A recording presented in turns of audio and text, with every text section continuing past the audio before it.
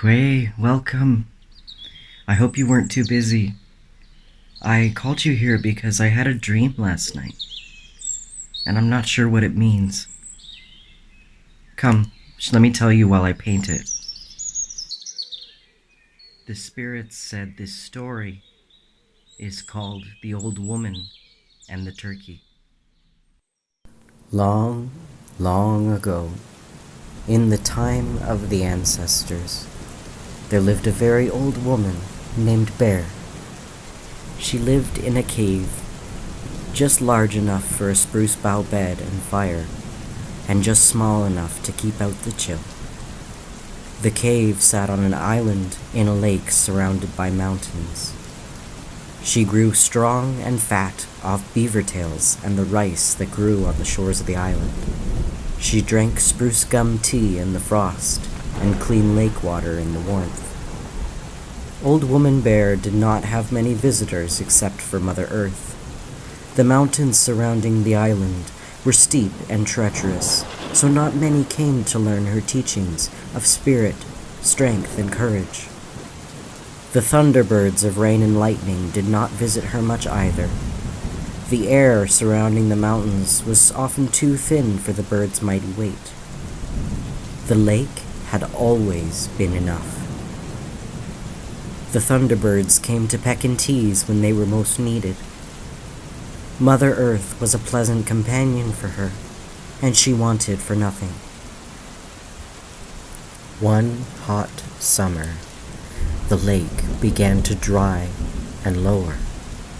The beavers moved away from the lake, and the rice dried almost to death, and still the thunderbirds did not come. With both her only food sources gone, Old Woman Bear realized she would soon starve. The night the heat was the worst, she burned sacred sweetgrass and offered tobacco to the dying river. She beat her medicine drum and called in song to the ancestors, to Mother Earth, to Creator, anyone, to tell the thunderbirds they were needed and to come as soon as they could. Early the next morning, she awoke to find Eagle Messenger and Wolf outside the cave. She sat on the ground before the grand cedar and spruce tree they sat on and under. Eagle told her, "The thunderbirds will come before the rice dies. However, Bear must listen and come out with an abalone shell when she heard them call. She must collect their lightning in the shell and burn no more fires until the task was done, lest she worsen the heat.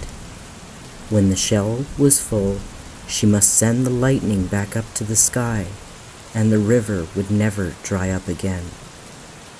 Then Wolf stepped forward, setting a freshly killed beaver before Old Woman Bear. She told her that, in recognition for her humility and willingness to ask for help, she was gifted a final safe meal before her task. Bear tied tobacco pouches around both their necks and thanked them. They told her to go back to the cave and sleep until nightfall, when the first thunderbird visit would be. They promised her they would not leave until they arrived.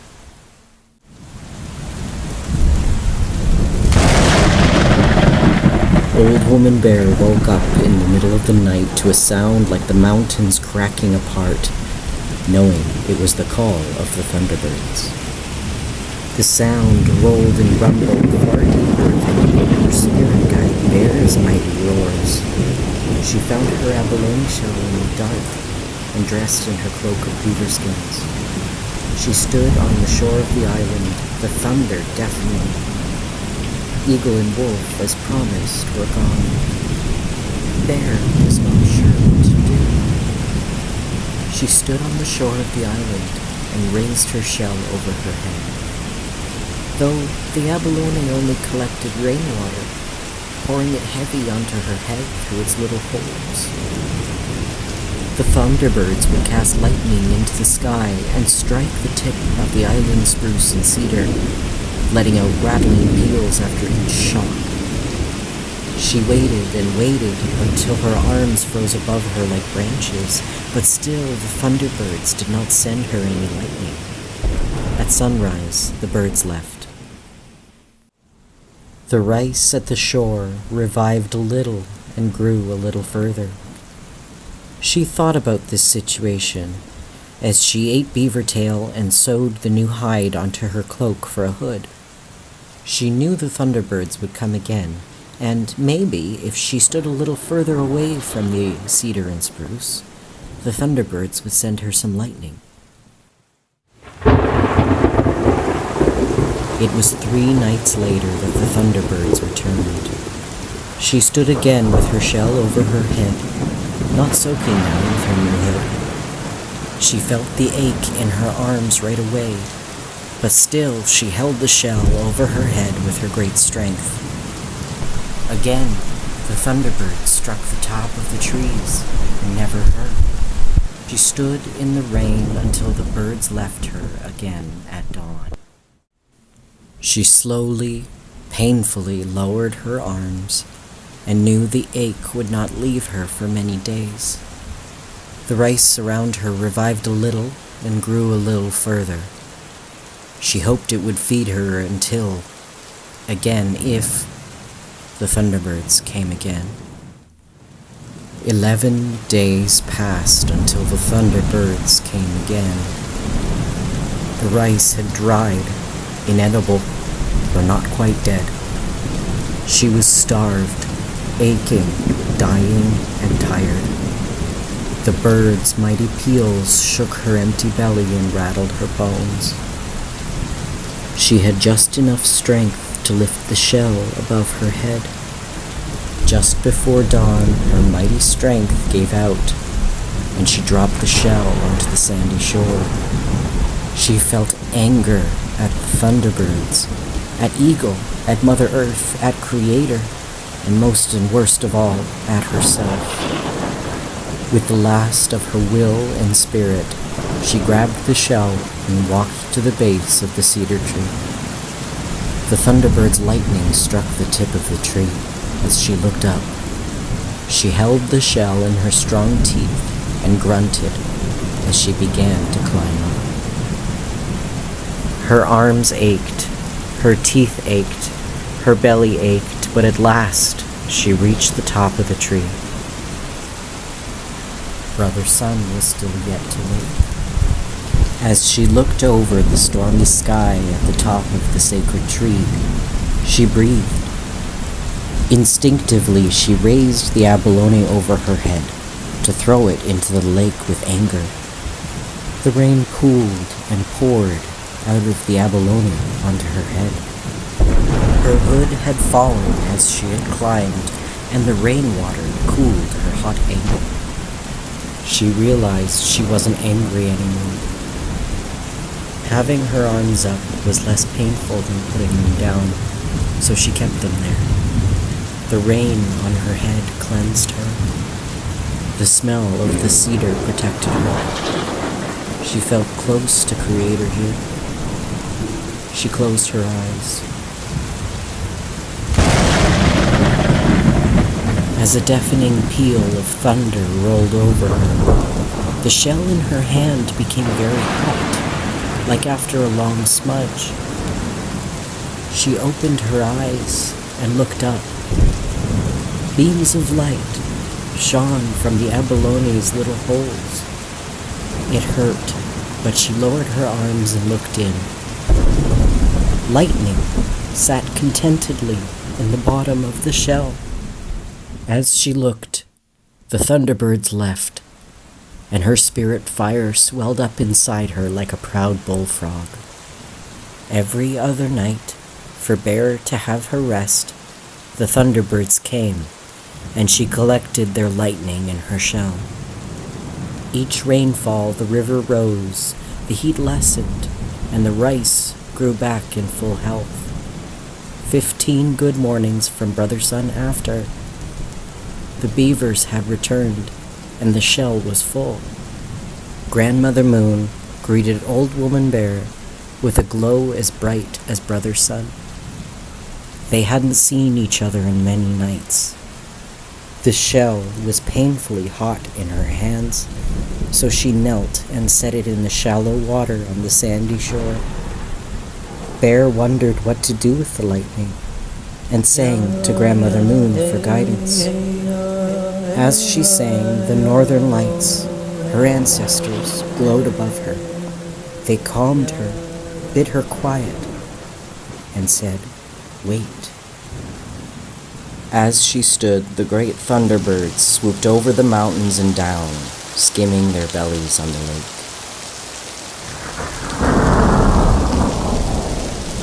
They called and shook the air, creating a wave larger than the island cedar and spruce together, heading right at Old Woman Bear.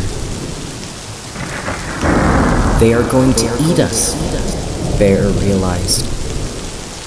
She panicked and wanted to run back to the cave, to put her cloak over the door and wait until the birds were gone.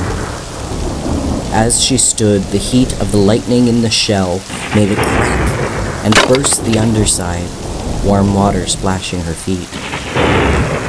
From the shell, lightning shot out and spread across the surface of the water like a dream catcher. It shot up to the sky like a spider web and stayed. Suddenly a calm, like a womb, settled over her. Even if the thunderbirds ate her, the lightning would reach the sky. The river would carry on. The beaver's safe home would remain. Mother Earth and the ancestors would tell her story, and her teachings would carry on through it. She was terrified, though she raised her aching arms over her head and steadied her feet. She breathed. She waited for the wave to hit her, and when it didn't, she opened her eyes. The water that was the wave streamed up, following the flight of the thunderbirds and the lightning. Then the thunderbirds were gone, and the wave fell back to the earth as a gentle, warm rain. The lightning was colored by the falling rain, becoming the ancestors, and fading away. A rolling peal of thunder rumbled far in the distance. The rain was soft, like kisses on her face. Bear knelt and drank from the lake. She closed her eyes, suddenly feeling very tired. When she opened them again, the rain had stopped. Grandmother Moon reappeared with the ancestors. Bear looked up to let them know she saw their light. Gently on the breeze, an eagle feather, the most honored of gifts, floated down and rested on the water. Before she could reach it, a beak popped up from the water and snatched it under. A beautiful turkey in full feather waddled out from the water with her gift in beak. An abalone crawled out from the water behind him. He walked up to her and placed the feather in her hand, cooing a sweet hello. The abalone stopped at her feet in the air, giving his life for her use.